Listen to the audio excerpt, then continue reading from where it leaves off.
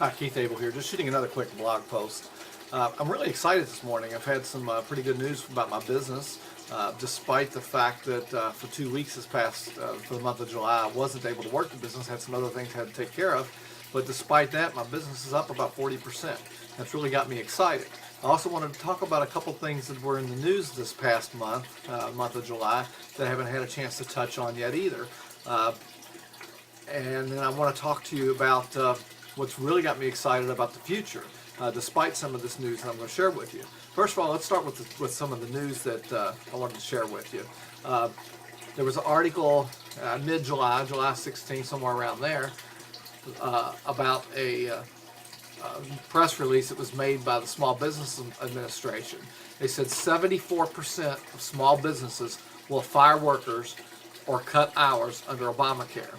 It goes on to say, despite the administration's controversial decision to delay forcing companies to join Obamacare for a year, 3/4 of small businesses are still making plans to deduct these costly taxes that are associated with this Obamacare law by either firing workers, reducing hours of their full-time staff, or even just hiring part-time workers. I want to read a couple of more percentages here. It says small businesses expect the requirements to negatively impact their employees. 27% say they will cut hours to reduce full-time employees. 24% said they will reduce hiring people, and 23% plan to replace their full-time workers with part-time workers to avoid triggering the Obamacare mandate. So, this is despite some of the things that, despite the fact that Obama's planning on delaying the mandate for another year. Small businesses are still, according to the Small Business Administration, they're still planning to have these cutbacks. And that's going to affect a lot of people, folks. I mean, right off the bat, they're already saying they're not going to be hiring full-time employees. So the recovery, that's going to really stall the recovery. They're going to be replacing some of their full-time employees with part-time people. So it's not going to show up in the unemployment numbers because the people are still working, but it's going to show up in the pocketbooks of the average citizens in this country. So, that's just one of the news items this month that I wanted to share with you. And just a second, I'll share with you what's got me excited about that as well. And the second thing I wanted to share was this bankruptcy that the city of Detroit filed. Of course, they tried to file the bankruptcy, and it was blocked by a judge, and it's finally being allowed to go through. But what's scary about that is I've got friends that retired from, fire department or the police department or various different government agencies, and they've got really sweet retirement deals. I mean, they've worked 20 years and have very good retirement. And one that retired recently was just talking about how great it's going to be and all that. And I expressed to them that the government can't, the state government, the city government can't maintain that type of retirement package. I said, you don't have a guarantee there. And they swore up and down, yes, we got a guarantee. We're guaranteed. We're going to get our retirement. Folks, this thing with Detroit is just the tip of the iceberg. There's cities all over the country that are on the verge of filing bankruptcy because of it.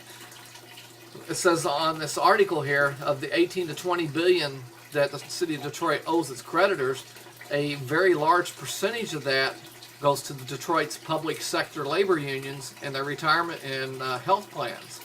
And the labor unions there fear that a bankruptcy judge might allow the city to cancel or reduce the pensions of the retirees.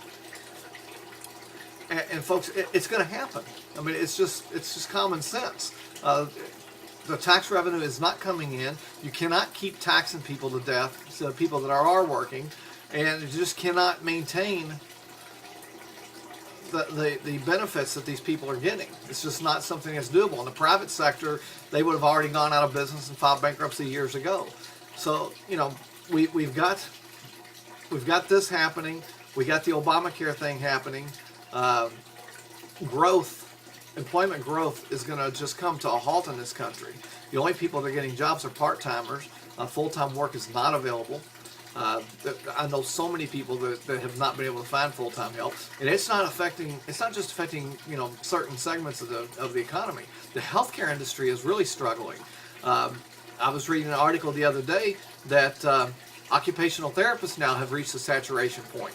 The schools are cranking out people faster than they can replace them, and these companies in the healthcare industry, they don't want to put out the money to hire more people because they don't even know what they're going to get reimbursed under the Obamacare, under the Affordable Care Act.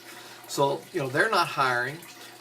There's no longer a shortage of nurses, maybe a few pockets out there, but overall there's not a shortage of nurses. Nurses 50 years old and older are struggling to find jobs now. They're not even being considered. And then on top of that, new nurses graduating aren't able to find the good jobs as well because they want experience. So, the nursing industry has stagnated now. Pharmacy most certainly has stagnated, and I found that out for myself. We're hearing occupational therapists, physical therapists have stagnated. They're even talking about things like radiology technicians, that field is now filling up. And yet all these colleges are just full of students that believe when they get out of school they're going to be able to just walk right into these healthcare jobs. So, I know I've just talked about a lot of negative news there, but what's got me excited about this is in the business that I'm in, traditionally, the best time of year for my business, comes right after school starts. Traditionally, more people join home-based businesses during this time of year than any other time of year. And here we are in July, and I've already seen a 40% bump in my business, and that's with me only being able to give about 2 weeks of work on it. And I'm seeing this bump now. The back to school time is just around the corner. Late August, September, October, this business usually explodes. And on top of that, we have this economic news. People are worried about their pensions. People are worried about their jobs. People who work for small businesses are worried right now about what they're going to do. So what I'm trying to say is, right now is the time. This is the best time to start exploring the opportunities out there, the options that you have out there.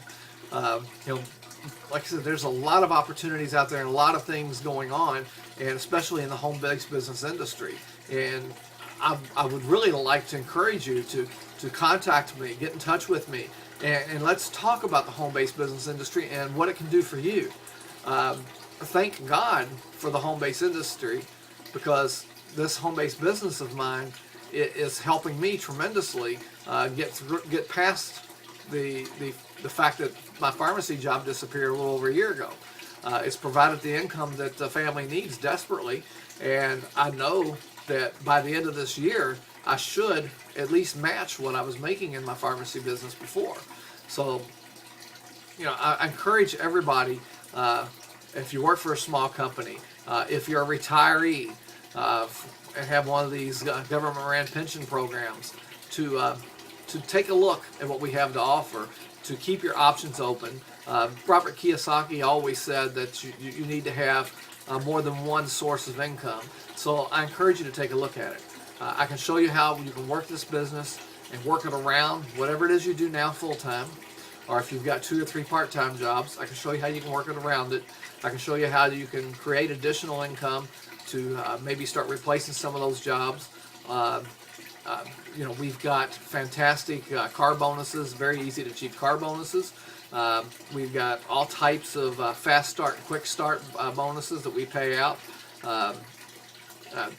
This industry, it's just exploding, and the best time of the year is coming right around the corner. So now is the time to look. Now's the time to be involved and be there at the front end of an explosion again. The particular company that I work with is expecting to go from a $100 million company to a $1 billion company.